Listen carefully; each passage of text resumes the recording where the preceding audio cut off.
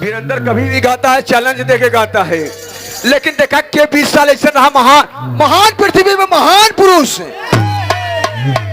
भैया 5 मिनट समय मिले, 5 मिनट समझा दे, 5 मिनट समझा दे कि लाल बोल क्या जा।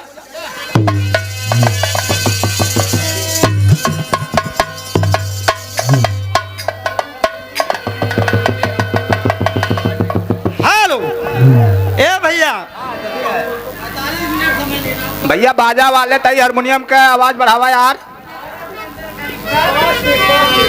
ए भैया यार बढ़िया चीज सुने के मिले, दुल्हन रही बीमार निरहुआ सटल रहे, ई कुल ना मिले।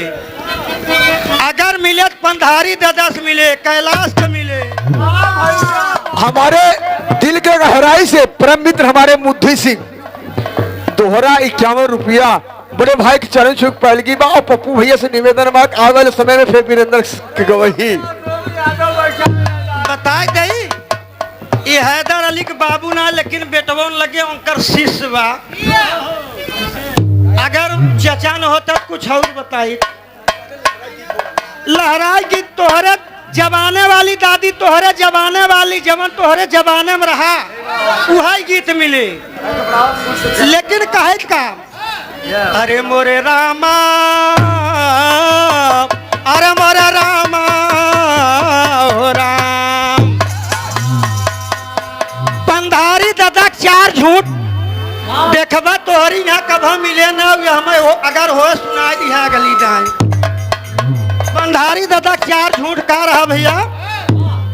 अरे बना मिली भाई, अरे बना मिली भाई, बना मिली नैनू का तारा कारी, बना मिले नैनू का तारा कारी,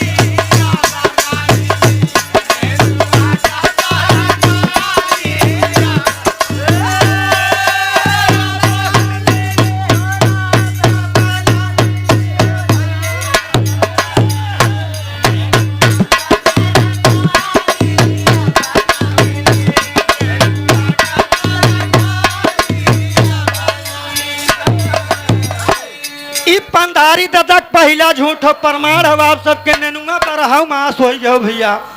ठंडी में कऊ पेड़ उपार फेंका सरवा, इतना छपड़ो माल जोनहरी बढ़ता ही ना बा। पहला झूठ। दूसर का झूठ बताई तो है।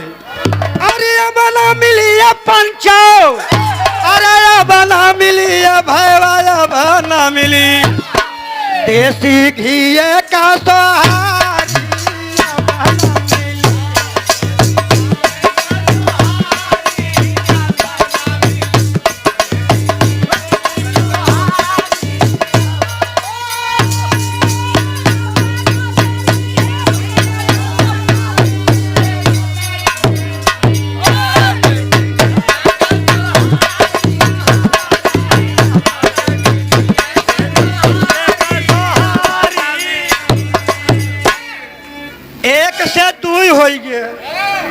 तीसरका का भैया देखा देसी घी एक सोहारी मिले थे।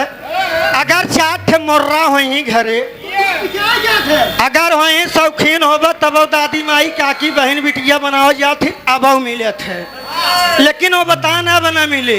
ये दूसरका झूठ, तीसरका झूठ होकर बताई कबार फाट गया यार। तीसरका झूठ। अरे बना मिली भाई, अरे बना मिली बाबू, बना मिली नौकारी भी तारा कारी।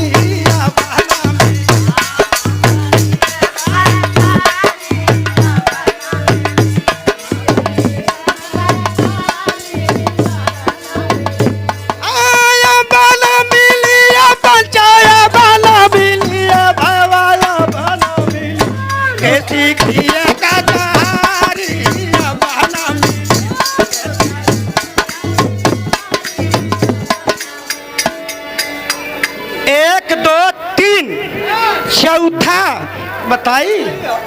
अरे बना मिली भैया। ए प्रधान जी अगर गलत हो भगा दिया करी ना महाराज जिन भाई गरियाया जी। अरे बना मिली भैया, अरे बना मिली बाबू, बना मिली जे कर मर गई महा